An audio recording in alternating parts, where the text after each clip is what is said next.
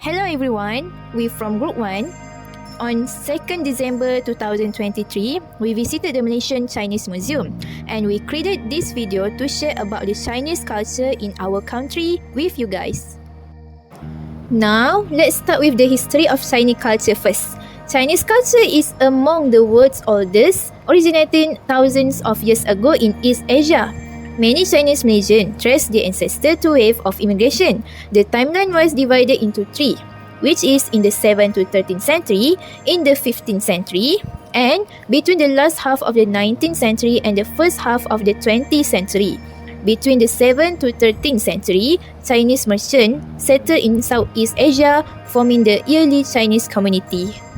In the 15th century, Ming Dynasty explorer Chen Ho initiated mass Chinese immigration to Southeast Asia. He established ties and used Malacca as a base, shaping the Chinese community in Malaysia. Between the last half of the 19th century and the first half of the 20th century, Chinese mass immigration reached a historic new height due to armed conflicts and famines in China. During the British colonial government in Malaya and Singapore, increasing demand for labour storage in tin mining and plantation has led to the growth of the local Chinese population. While some of the Chinese immigrants choose to return to China, most of the newcomers called Malaysia their home. Today, with over 7 million people, the Chinese community constitutes nearly 24% of Malaysia's population. The Chinese community is well integrated into the Malaysian society, actively participating in political, commercial, education and cultural activities. For the next part, we will be looking into the languages of the Malaysian Chinese. When it comes to culture, language is an element that is inseparable from it, as culture is passed down from one generation to the next through a language. As we know, Mandarin is the main language used by the Chinese community in Malaysia. It was brought in by Chinese immigrants in the 15th century. Based on an article, it is spoken by 93% of Chinese families in Malaysia. Mandarin has also increased in importance with the introduction of modern education. For example, in SJKC schools where most of the subjects are taught in the Mandarin language. Malaysian Chinese also speak several different dialects, and one of them is Cantonese. Cantonese is a widely understood and spoken Chinese dialect in Malaysia. It is mostly concentrated in the cities rather than in the rural areas. Because of this, it is highly influential in the local Chinese language media and often used in commerce by Malaysian Chinese. Hakka, which also means guest people, is another dialect spoken by Malaysian Chinese. It contains a combination of Mandarin and Cantonese and usually spoken in rural areas.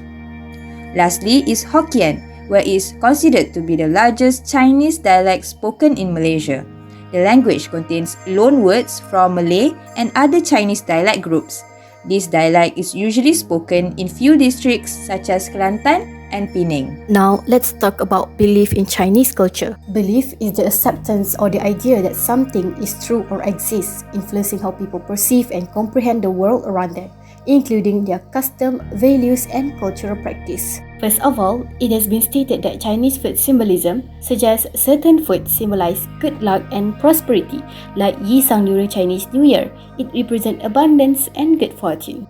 Subsequently, color symbolism. Food color have been considered to have specific meaning. Red is a symbol of luck and happiness, while green is connected to freshness and harmony. Lastly, there is a tea culture. Tea is crucial in Chinese culture. It is associated with health benefits, mindfulness, and relaxation. Following that, in Chinese tradition, they value a cleanly shaven face because messy facial hair is considered bad luck. That's why we rarely see Chinese men with beards. The position of a bed in a room is also crucial in Chinese cultural belief. The head of the bed should not face the door directly, as it is believed to bring bad luck and negative energy. Last but not least, there is a few things that considered as taboo gift, such as clock indicate the end of a person's life, umbrella suggest separation, and green hat are associated with infidelity. Before we move on, here is the meaning of acculturation. Acculturation is a cultural modification of an individual, group, or people by adapting to or borrowing traits from another culture. In 1459, the Emperor of China sent Princess Hanglipo to the Sultan of Malacca, leading to the settlement of Chinese nobles and servants in Bukit China. This group evolved into the Perakans, blending Chinese and local cultures. Chinese traders in the 15th century laid the foundation for Chinese-Malaysian acculturation. The Peranakan culture, seen in Baba Nyonya descendants, is a fusion of Chinese, Malay, and Indonesian elements, influencing language, clothing, and cuisine.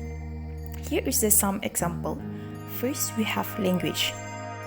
Baba Malay is a unique blend of Malay and Chinese Hokkien dialect. For instance, apa nama lu combines Malay and Chinese, meaning what is your name? Another example is food. Peranakan cuisine mixes Chinese and Malay flavors. Ayam pongteh is a chicken stew combining Chinese techniques with Malay ingredients. Nyonya laksa blends Chinese coconut milk and noodles with Malay spices. And lastly, clothing. Nyonya attire includes the baju panjang, adapted from Malay baju kurung. The Nyonya kebaya, often sure is worn with a sarung or batik garment.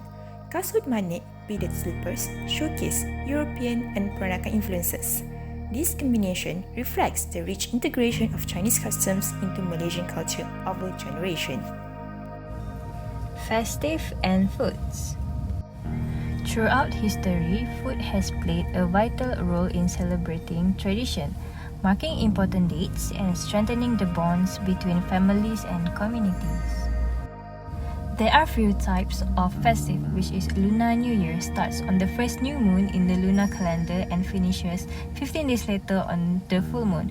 Sweeping the ground, a tradition where the home meticulously cleaned 10 days before. Family members receive red envelope containing money on New Year's Day. Lantern Festival is celebrated on the last day of New Year celebration. Next, we have Birthday of Jet Emperor. On the 9th day of the first month of lunar calendar, food and other offerings are made on an altar. There are few types of food in Chinese culture, which is raw fish salad that we call as yisang, and we have fried tofu. And we also have gan lao mian, which is kolomi that is famous in Sarawak. Many Malaysian Chinese individuals are Buddhist or Taoist, and these religions have specific dietary restrictions. Some may also follow to Christianity or Islam, the most common practices in Malaysia. There are a lot of religion places that Malaysian Chinese individuals can practice their religion, such as Kat Losi Temple, Masjid Crystal, and many more. Next is about Malaysian Chinese food. It is a reflection of the unique cultural heritage and tradition of Malaysian Chinese food. Many dishes have been passed down through generations and are associated with specific festivals, celebrations, and rituals. It is important to appreciate the cultural significance of these dishes and to approach them with respect for their history and tradition. For example is yisang. Furthermore, Malaysian Chinese cuisine often includes a variety of dishes that may not familiar to those outside of the culture. It means that what Chinese people eat not totally same with other religions such as Muslim consume. For example is Hainanese satay. This food is made of pork which is non-halal for the Muslim. Lastly, the cultural sensitivity that we found in the museum is about traditional wooden pastry. Traditional wooden pastry are used to make mooncakes. Mooncakes are symbol of respect and appreciation, so it's important to treat them with reverence and care when presenting them. Traditional fillings like lotus seed paste and salted egg yolk are deeply rooted in Chinese culinary traditions and should be approached with a sense of respect and appreciation for their cultural significance. Next, we move to costume. Next, we are showing you the Malaysian Chinese costume, which is cheongsam, or we call as qibao. Traditional Chinese dress that characterized by its high collar, intricate embroidery, and a straight cut that highlight the female figure. This cheongsam symbolizes grace, femininity, and cultural heritage. It is crafted from silk, satin, or barricade. The traditional cheongsam has Chinese-style knotted button, while the modern cheongsam has zippers. The next costume is tangzong. It is a traditional Chinese coat include a mandarin collar, front opening, knotted Chinese buttons, and loose shape. It can be worn both as casual wear and a formal wear, including any special occasions. It embroidered with Chinese characters like monograms such as Fu, that means happiness, and Shu, that means longevity, to spread good luck and wishes. The traditional attire of the Chinese community in Malaysia varies based on cultural backgrounds and occasions. Baba Nyonya community is a result of intermarriage between Chinese immigrants and local Malays, as well as with other indigenous communities. This cultural fusion is reflected in many aspects. Clothing is one of them. The traditional attire of the Nyonya women is the kebaya, a beautifully embroidered blouse paired with a sarong.